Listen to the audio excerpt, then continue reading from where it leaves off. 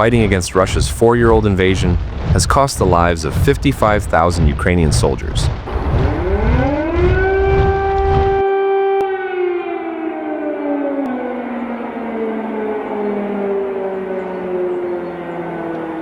Ми віримо в те, що війни не буде потужною проти України і не буде широкої ескалації з боку Російської Федерації.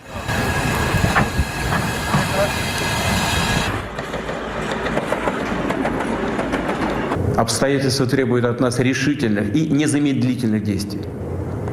Народные республики Донбасса обратились к России с просьбой о помощи. Мною принято решение о проведении специальной военной операции.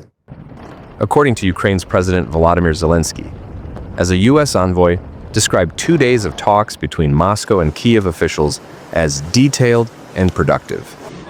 Ukraine has also listed a large number of people as missing in the war.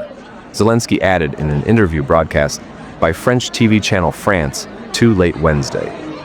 The last time the Ukrainian leader gave a figure for battlefield deaths. In early 2025, he said 46,000 Ukrainian troops had been killed.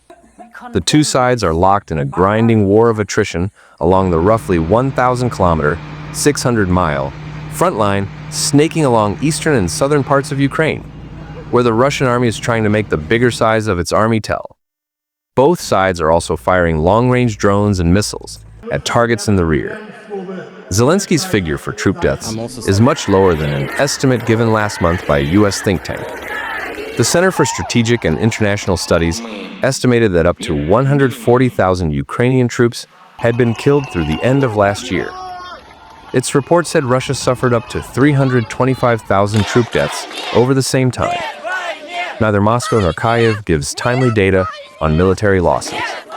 The Russian Defense Ministry has not released figures on battlefield deaths since a statement in September 2022 that said just under 6,000 Russian soldiers had been killed. Ukrainian civilians have also reeled from the fighting. Last year saw a 31% increase in Ukrainian civilian casualties compared with 2024, the advocacy group Human Rights Watch said in a report published Wednesday. Almost 15,000 Ukrainian civilians have been killed and just over 40,000 injured since the start of the war through last December, according to the United Nations Human Rights Monitoring Mission in Ukraine. Peace efforts have dragged on meanwhile, and negotiators from Moscow and Kyiv on Thursday held a second day of U.S.-brokered talks. U.S. Special Envoy Steve Witkoff said the two sides agreed to exchange 314 prisoners, their first exchange in 5 months, though the meeting in Abu Dhabi delivered no major breakthrough. While significant work remains, steps like this demonstrate that sustained diplomatic engagement is delivering tangible results and advancing efforts to end the war in Ukraine, Witkoff said on X. The delegations from Moscow and Kyiv were joined in the capital of the United Arab Emirates by Witkoff and U.S. President Donald Trump's son-in-law, Jared Kushner, according to Rustem Umerov, Ukraine's National Security and Defense Council chief, who was present at the meeting. They were also at last month's talks, in the same place as the Trump administration tries to steer the two countries toward a settlement. At the time, Zelensky described the issue of who would control the Donbas industrial heartland of eastern Ukraine as key. General Alexis Grinkewicz, NATO's supreme allied commander in Europe, was also present at the talks, according to a spokesman for the general who spoke on condition of anonymity to discuss sensitive matters. Meanwhile, Polish Prime Minister Donald Tusk arrived in Kyiv on an official visit Thursday.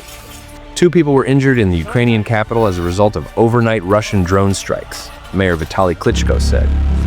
In the wider Kyiv region, a man suffered a shrapnel chest wound, authorities said. Russia fired 183 drones and 2 ballistic missiles at Ukraine overnight, according to the Ukrainian Air Force. Russian air defenses downed 95 Ukrainian drones overnight over several regions, the Azov Sea and Crimea, which Russia illegally annexed in 2014. Russia's defense ministry said.